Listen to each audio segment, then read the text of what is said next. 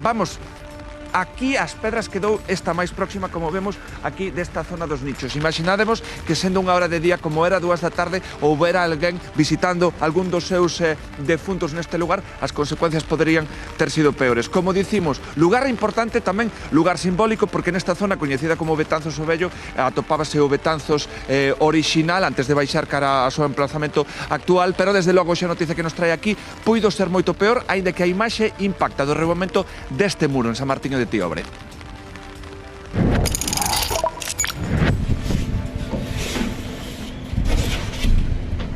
E isto para entrar e salir? Así, teñen que facer? Ahora sábado sí, para entrar. Sí, sí.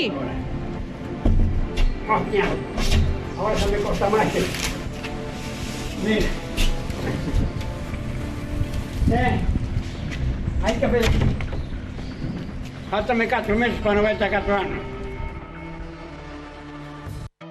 Esas son as medidas que tiveron que tomar en Padrón para intentar evitar que o rebordamento do río Sar durante o temporal asolagase esta casa rural, case como un muro de contención con sacos de area d'1,5 metro de altura. Irene e Marina intentaban previr esa entrada de auga na súa propiedade. A pesar de semellante infraestructura, nas primeiras horas de Herminia non o lograron. A forza da auga pillounas totalmente desprevidas e acabaron coa planta baixa completamente anegada. Onte, co medo aínda metido no corpo e cun ollo posto no ceo, preparábanse de novo pro peor coa chegada de Ivo. Pero afortunadamente non sucedeu. Aínda así, hoxe non se confían e outros veciños, igual que a elas, xa armaron auténticas barricadas, Rocío, nas súas propiedades. E menos mal que están con eses muros de contención aí levantados e atentos a eles, porque atentos hoxe o que pasou arredor das 3 da tarde, porque xa a auga lle comezou a chegar prácticamente ás casas dos veciños. Claro, xusto ao mediodía, é verdade que caeron unhas fortes treboeiras e nós estábamos ali e os veciños viron, e tamén o equipo do Hora Galega, como en tan só 5 minutos o río rebordaba e a auga comezaba a chegar ás súas casas. Que nos din os veciños? Pois outra noite, sen pegar ollo, tentando salvar as súas vivendas. Aínda non recuperados do paso de Herminia, a veciñanza de Lamas xa se está preparando para Ivo, a nova borrasca que azoutará Galicia esta mesma noite. María, son as 3 da tarde, xa vos estades preparando para esta nova borrasca. Que estades facendo agora mesmo? Agora mesmo estamos poñendo as tapas, porque xa acabamos de encher, e necesitamos a bomba para achicar adiante na arqueta que montamos, entonces necesitamos a bomba da chique, pois para impedir que nos entre por abaixo, non?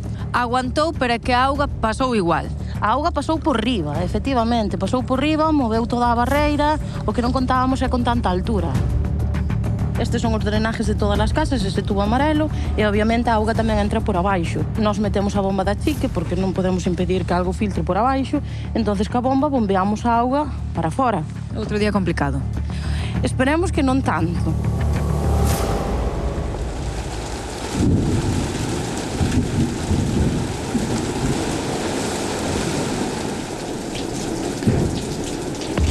Daniel, acabas de ver xa ata onde está chegando a auga, xa chega ás casas. Xa vai chegar outra vez. Pero isto, pois, así, nada, en media horiña que levamos nos aquí. Sí, ali fixeron un puente de 25 metros e o río tender. O resto ten codesos, silvas e deseo que hai que limpiar. Estos días como foron? Ca chuvieira que caiu e ca auga que houve? Home, con medo, normal. A agua é moi peligrosa. Estábamos desacostumbrados. Hai anos para atrás, aquí botaba o río fora, chea e chamábamos 2 a semana ou así. Aquí eu non sei que vai pasar, porque hai que estar ca mosca na orella. Subeu en 5 minutos, Se ven, cuidado, está aumentando, veces que está subindo, É que nos afecta aquí.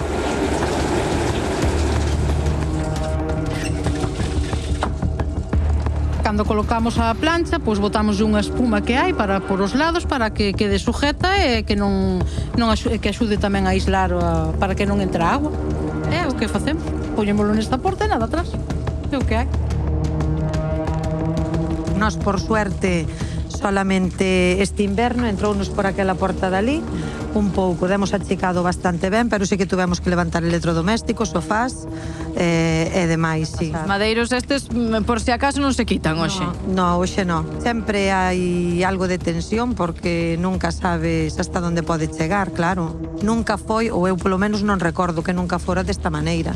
Parecía unha playa todo pola parte de atrás. acaba de salir, fai nada, 10 minutos non había nada, e agora xa vedes, está outra vez a tope. Como siga así, é onde está o río agora en estes momentos, pois moi mal.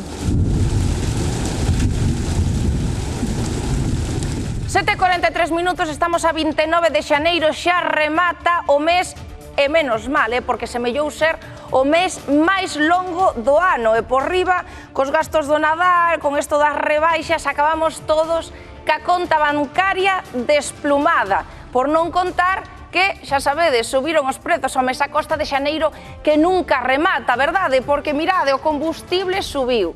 Temos que botar diésel ou gasoil ao coche, que facemos? Diésel ou gasolina? Eu xa nin me entero, porque o diésel subiu un 4,67%, a gasolina un 3,76%. Están bastante careiras ambas as dúas. Tamén subiu o recibo da luz, uns 12 euriños o recibo o mes. Vaya, e o gas, un 10% máis o seu prezo, pero se imos facer a compra xa sabedes que tamén algo máis cara vai, polo menos un 22% máis. Claro que os cartos non dan, chegamos a fin de mes e dicimos, o mellor temos que recurrir a pedir un microcrédito. Ollo, porque de todos os microcréditos que se piden en Europa, os españois pedimos o 40%.